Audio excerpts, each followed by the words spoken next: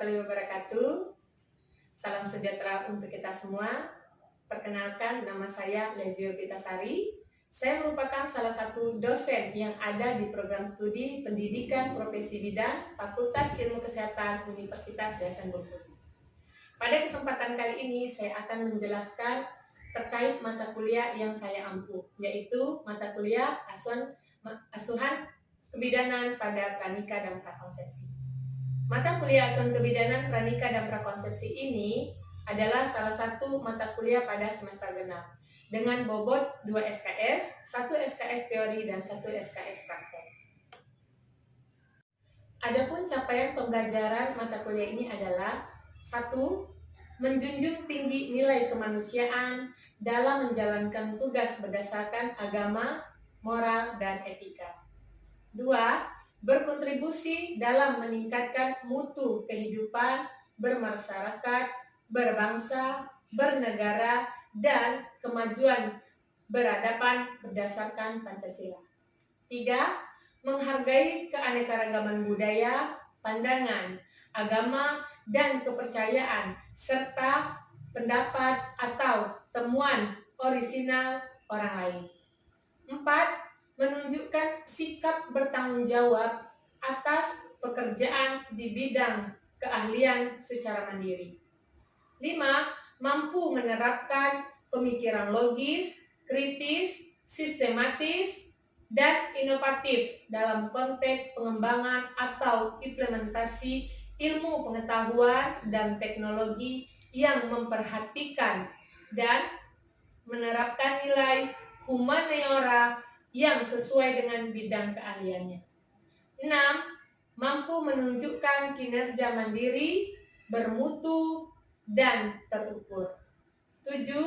Mampu mengaplikasikan keilmuan kebidanan dalam menganalisis masalah dan memberikan petunjuk dalam pemilihan alternatif pemecahan masalah pada lingkup praktik kebidanan meliputi asuhan pranikah, prakonsepsi, kehamilan, persalinan, nipas, bayi baru lahir, bayi, anak balita, anak prasekolah, kesehatan reproduksi, remaja, perempuan, usia subur, dan perimenopause, serta pelayanan KB.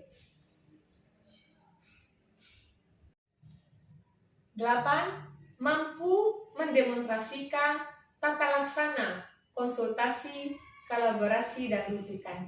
9. Mampu mendemonstrasikan pendokumentasian asuhan kebidanan sesuai standar yang berlaku. 10. Mampu mengembangkan KIE dan promosi kesehatan yang berhubungan dengan kesehatan perempuan dan tahap perkembangan siklus reproduksinya dengan menggunakan hasil riset dan teknologi informasi. 11. Menguasai konsep teori ilmu kebidanan, manajemen, asuhan kebidanan, keputusan klinis, model praktik kebidanan, dan etika profesi secara mendalam. 12. Menguasai konsep teori ilmu biomedik, biologi reproduksi, dan biologi perkembangan yang terkait dengan siklus kesehatan reproduksi perempuan dan proses asuhan. 13. Menguasai konsep teoritis ekologis manusia secara umum dan konsep teoritis fisiologi perkembangan dan ilmu perilaku secara mendalam terkait asuhan kebidanan sepanjang siklus reproduksi perempuan dan proses adaptasi menjadi orang tua. 14. Menguasai konsep teoritis komunikasi efektif, pendidikan kesehatan, promosi kesehatan, dan konseling, serta penggunaan teknologi dan sistem informasi dalam pelayanan kebidanan secara mendalam. Adapun deskripsi singkat mengenai mata kuliah asuhan kebidanan pada pranikah dan prakonsepsi, yaitu pada mata kuliah ini mahasiswa belajar tentang pengetahuan dan keterampilan klinis kebidanan normal dan pada kondisi kompleks, pendampingan dan perlindungan keterampilan dalam berkomunikasi efektif termasuk pengkajian, pendokumentasian, lingkup praktik kebidanan, manajemen, dan pemberian obat. Instrumen pengkajian risiko, asuhan pada remaja, pranikah, prakonsepsi, KB, keselamatan pasien, pembelajaran interprofesional, dan bekerja interdisiplin, refleksi, praktek klinik, konseling, dan promosi kesehatan. Untuk metode diskusi kelompok antar mahasiswa maupun diskusi dalam proses pembelajaran, saya lakukan dengan tujuan agar mahasiswa mampu menganalisis, menemukan masalah, mengemukakan pendapat, menghargai pendapat orang lain dan teman sejawat, dan mampu berkomunikasi dengan baik. Dan metode lain yang saya lakukan dengan melakukan stimulasi atau demonstrasi yang dilakukan di laboratorium atau di ruang perkuliahan seperti praktek role-play pada konseling persiapan kehamilan pada remaja. Dengan tujuan agar mahasiswa lebih memahami teori yang telah disampaikan dan dapat mengaplikasikan ke dalam praktik, kemudian mengasah kemampuan mahasiswa dalam memberikan asuhan kebidanan, khususnya pada asuhan kebidanan, pranikah, dan prakonsepsi. Dalam proses perkuliahan, saya selalu mempersiapkan RPS sebagai acuan jumlah pertemuan dan topik materi setiap pertemuan. RPS disampaikan awal pertemuan untuk melakukan kontrak perkuliahan dengan mahasiswa. Selain itu, saya juga menyiapkan bahan ajar yang berupa PPT atau PowerPoint dan bahan ajar yang digunakan saat metode ceramah. Untuk sistem penilaian atau evaluasi dalam pembelajaran, saya menggunakan sistem penilaian sesuai dengan kontrak pembelajaran di awal perkuliahan. Untuk UTS 25%, UAS 35%, kehadiran atau partisipasi itu 10%, penugasan atau portofolio itu 30%. Baiklah, saya sampaikan cuplikan video pembelajaran mata kuliah asuhan kebidanan pada pranikah dan prakonsepsi berikut ini. Assalamualaikum warahmatullahi wabarakatuh. Waalaikumsalam warahmatullahi wabarakatuh. Apa kabar? Baik, Mbak. Hari ini kita masuk semua atau tidak? Ada yang masuk? Masuk. Oke. Hari ini kita melanjutkan pelajaran minggu kemarin ya tentang konseling persiapan kehamilan dan jarak ideal kehamilan. Ya. Minggu kemarin kita sudah bahas tentang konseling persiapan kehamilan. Nah, nanti setelah pembelajaran kita akan role play tentang HIE persiapan kehamilan pada remaja. Oke. Nah, jarak ideal antar kehamilan. Kira-kira jarak idealnya itu berapa? 2 sampai 4 tahun. Oke, 2 sampai 4 tahun ya. Nah, ini ya. Perencanaan kehamilan terbaik dengan memperhatikan fase reproduksi yang sehat. Jadi kita sebagai seorang bidan ini harus betul-betul pasien kita itu merencanakan kehamilannya dengan kehamilan yang sehat. Nah, di sini bisa dilihat ya, fase menunda kehamilan. Fase menunda kehamilan yaitu usia di bawah 20 tahun. Ya, itu adalah fase menunda kehamilan. Kenapa harus ditunda di bawah usia 20 tahun?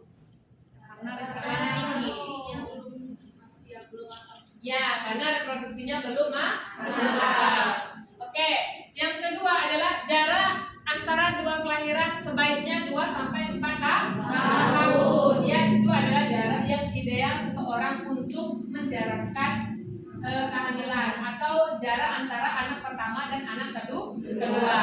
Nah, yang ketiga itu adalah fase tidak hamil lagi, yaitu usia 35 tahun. Kenapa usia 35 tahun ke atas itu tidak boleh hamil lagi?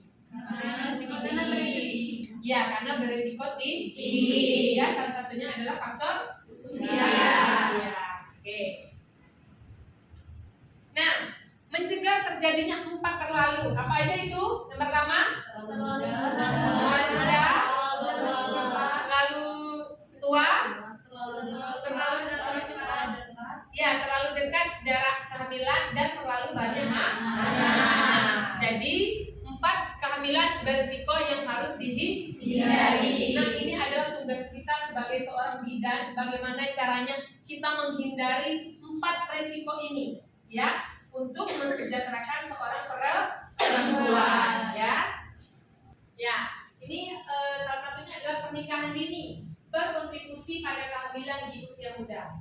Terlalu muda, ibu hamil pertama di usia kurang dari 20 tahun, ya. Kenapa sih terlalu muda itu? Apa kira-kira yang bakal bisa terjadi kepada ibu hamil misalnya kan, atau remaja yang hamil? Yang pertama, kondisi rahim dan panggul belum berkembang secara optimal, karena masa remaja itu adalah proses pertumbuhan. Terus mental belum siap menghadapi kehamilan dan menjalankan peran ibu, ya. Terus bayi lahir berpotensi prematur. Terus berpotensi terjadinya perdarahan yang berakibat kematian pada ibunya, ya. Terus berpotensi mengalami kanker leher rahim, ya. Ini kalau misalnya terlalu muda menikah atau terlalu muda untuk hamil, ya. Terus kurangnya optimalnya ibu untuk memelihara bayi secara baik.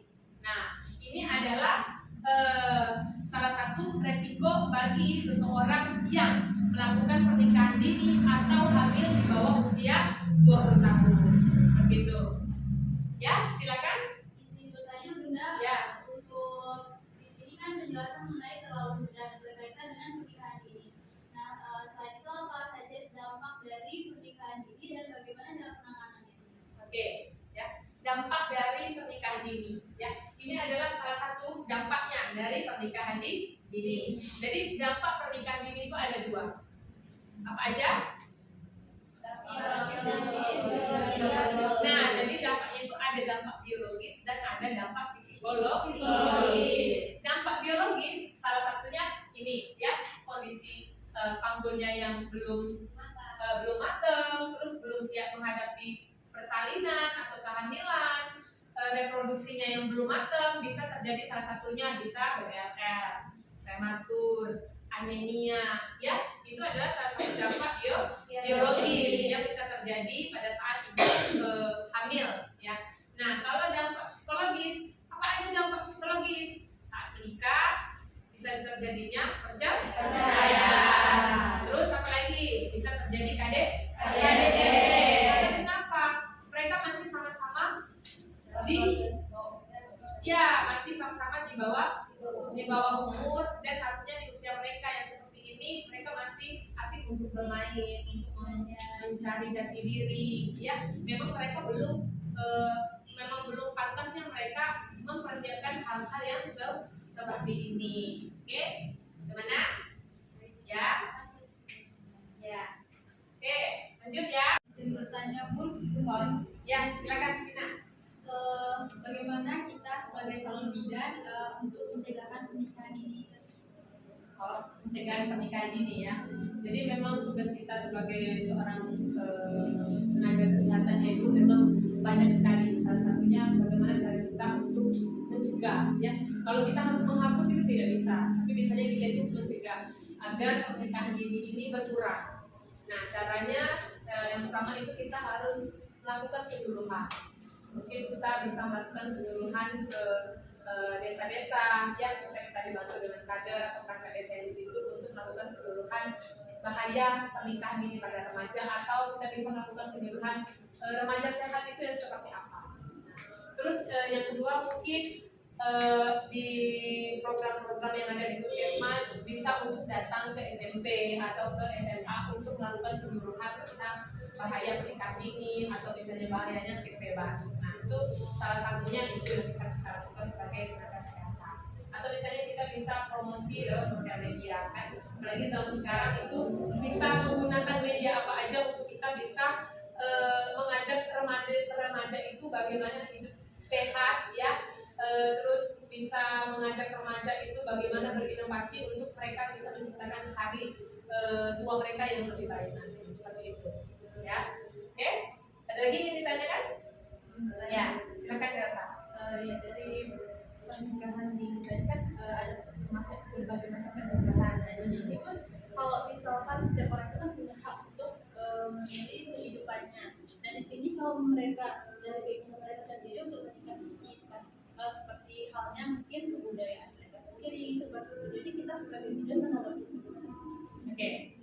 Jadi memang menikah itu adalah hak setiap manusia, ya. Dan menikah itu adalah pilihan. Mau menikah muda, mau menikah tua, itu adalah hak setiap manusia. Tapi kita sebagai seorang kesehatan, kalau seseorang tersebut menikah di bawah usia 20 tahun, ya silakan, boleh. Tidak ada larangan untuk siapa saja menikah mau usia berapa. Tapi kalau misalnya dia menikah di bawah usia 20 tahun, itu bisa ketika dia datang ke kita untuk konsultasi persiapan kehamilan, mungkin kita bisa untuk memberikan komunikasi, edukasi, ya, atau informasi kepada pasien kita untuk menunda kehamilan, ya, seperti topik kita yang di awal tadi.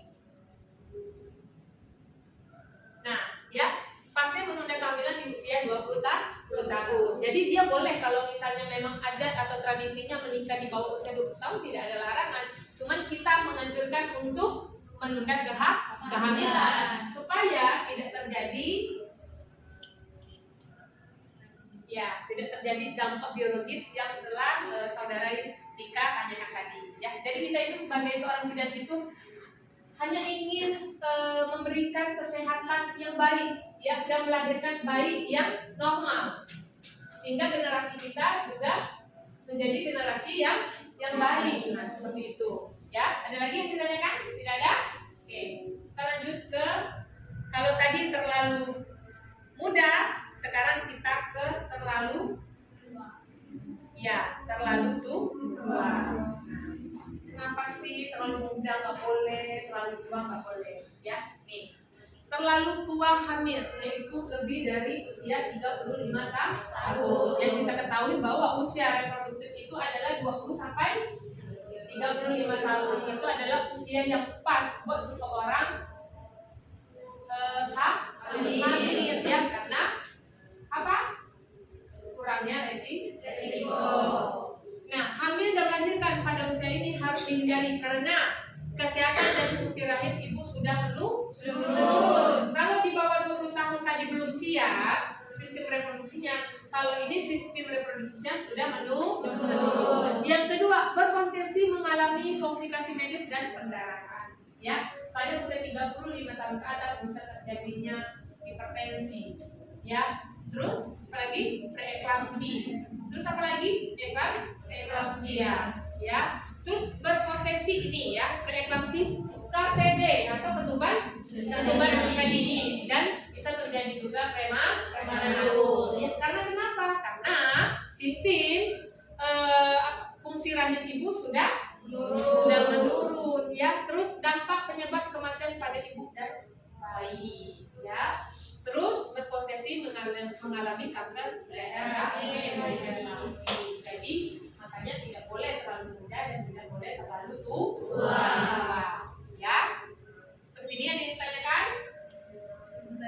Ya, silakan. Nah, ini kan kehamilan terlalu tua. Nah, bagaimana kalau si pasien kita itu kan menikahnya memang sudah di usia yang 35 ke atas, gitu kan? Setiap orang pasti ingin mempunyai anak, ingin bereproduksi. Nah, cara kita mencegah terjadinya resiko-resiko ini bagaimana? Oke, ya. Jadi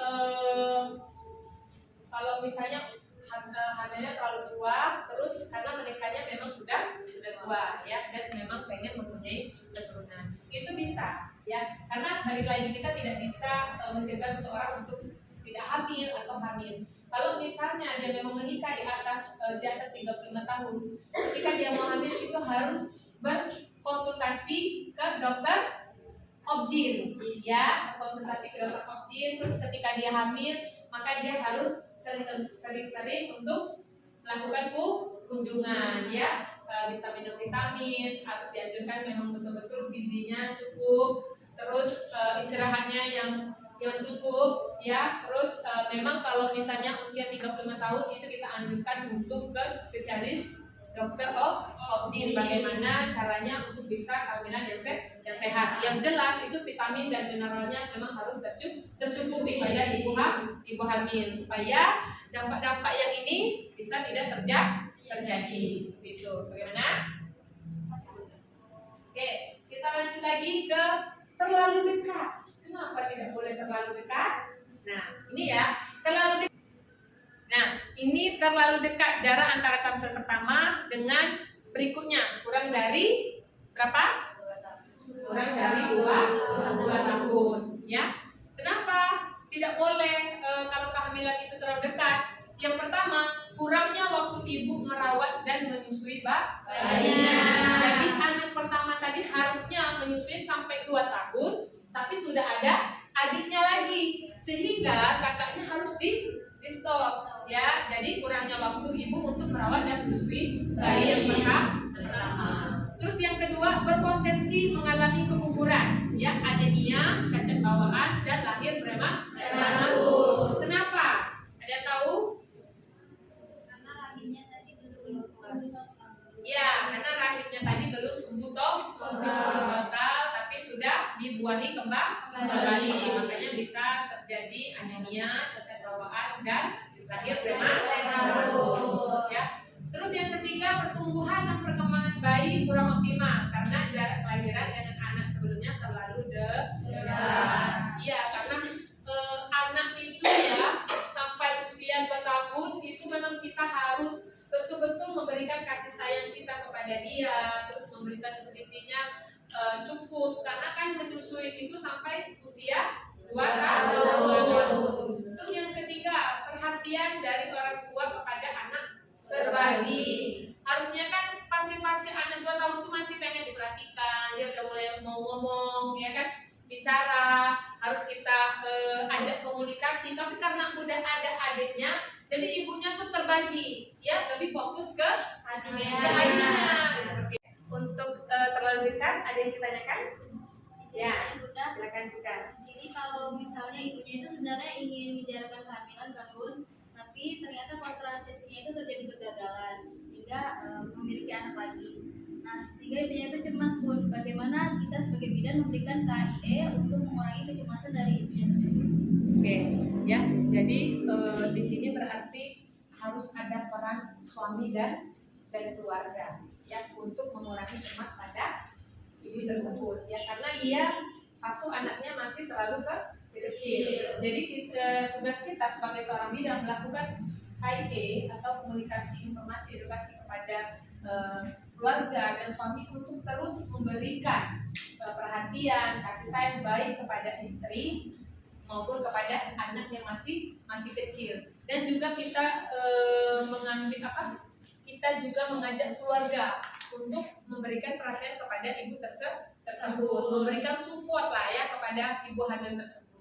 Nah, dan juga dengan jarak kehamilan dia dengan anak ini terlalu dekat, kita juga memberikan komunikasi atau informasi kepada suaminya untuk tetap memberikan perhatian lebih kepada anak yang pertama ini tadi. Dan ibunya juga harus kita kasih tahu bahwa anak segini meskipun dia mempunyai anak lahir, anak yang dihamil ini, nah itu perhatiannya jangan sampai berkurang, ya. Karena kenapa?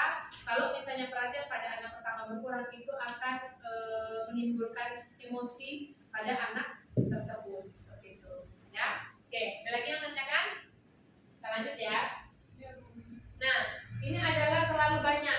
Nah, terlalu banyak anak itu juga tidak boleh. Kenapa? Tumbuh kembang anak kurang optimal, ya. Karena kenapa? Karena anaknya terlalu banyak, ya. Otomatis saat dia hamil ada lagi, ya kan. Anak yang pertama baru umur 1 tahun, ada lagi anak kedua. Jadi perhatiannya juga akan lebih banyak berkurang. Terus kurangnya waktu untuk merawat dirinya, iya. Jangan untuk merawat dirinya, anaknya banyak aja dia nggak fokus, ya kan? Terus daya tahan tubuh ibu menurun sehingga mudah terserang penyakit. Jelas ya kalau udah terlalu banyak, ya. Terus keluarga menjadi kurang harmonis karena beban ekonomi yang berat sehingga sering terjadi pertengkaran yang akibatnya perceraian. Ya. Apalagi anaknya banyak, pengen sekolah, pengen ada yang sakit, pengen berobat, pengen makan, ya. Akhirnya suami istri jadi bertengkar, bisa terjadi perceraian. Terus gangguan kondisi kesehatan reproduksi pada ibu, jelas karena terlalu banyak otomatis reproduksi ibunya itu terganggu dan sangat-sangat menurun, ya. Jadi 4T itu sangat tidak boleh, ya. Kita sebagai tenaga kesehatan harus menghindari 4 4 ayat itu. Oke. Baiklah, kita telah melakukan pembelajaran tentang konseling persiapan kehamilan dan jarak ideal antar kehamilan. Selanjutnya kita akan melakukan role play tentang KIE persiapan kehamilan pada remaja.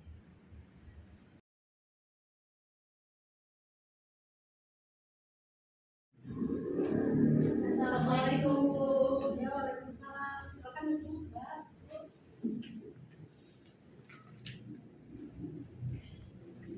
Sebelumnya ada yang bisa saya bantu di sini.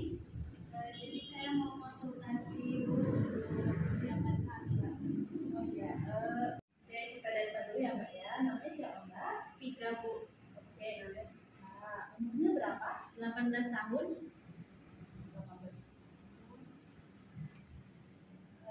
Di sini menikahnya sudah berapa lama? Baru 1 bulan. 1 bulan ya. Udah ada tanda-tanda kehamilan belum? Untuk saat ini belum ada Bu, karena saya lagi menstruasi. Oh iya. Oke, di sini mau fase kehamilan ya. Tapi di sini kan usianya masih 18 tahun. Jadi kalau konsultasi tentang kehamilan itu sepertinya bisa kita lakukan penundaan kehamilan terlebih dahulu. Kenapa? Karena usia 18 tahun itu usia reproduksinya masih belum matang, ya. Jadi belum siap untuk melakukan reproduksi karena ya tadi belum matang tadi, takutnya terjadi resiko di mana resikonya nanti ibu sendiri lahir bayi prematur, berat lahir rendah, dan juga bisa cacat janin, ya. Itu yang paling kita takutkan.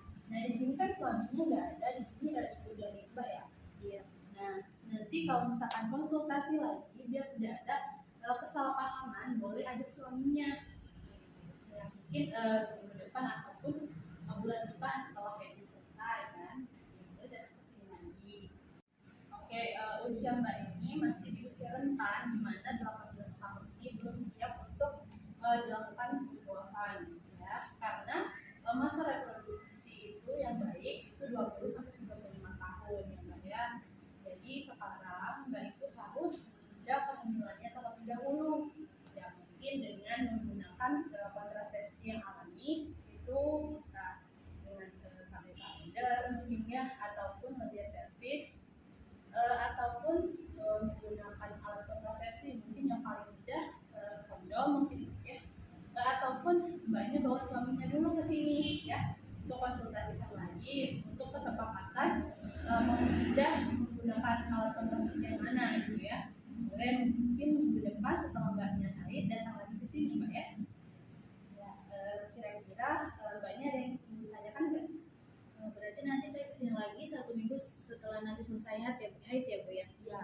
Terus untuk membicarakan menentukan kontrasepsi apa bersama suami saya. Ya, karena kan di sini harus terjalin komunikasi, jangan sampai nanti ada kesalahpahaman nantinya di keluarga, kan? Ya, ini boleh satu minggu datang lagi ya, Mbak ya? Iya Bu. Terima kasih ya Bu ya. Sama-sama. Permisi Bu. Ya. Oke, ya kita udah selesai melakukan pembelajaran tentang konseling persiapan kehamilan dan jarak ideal antar kehamilan. Ya, jadi terima kasih buat hari ini. Saya akhiri. Assalamualaikum warahmatullahi wabarakatuh.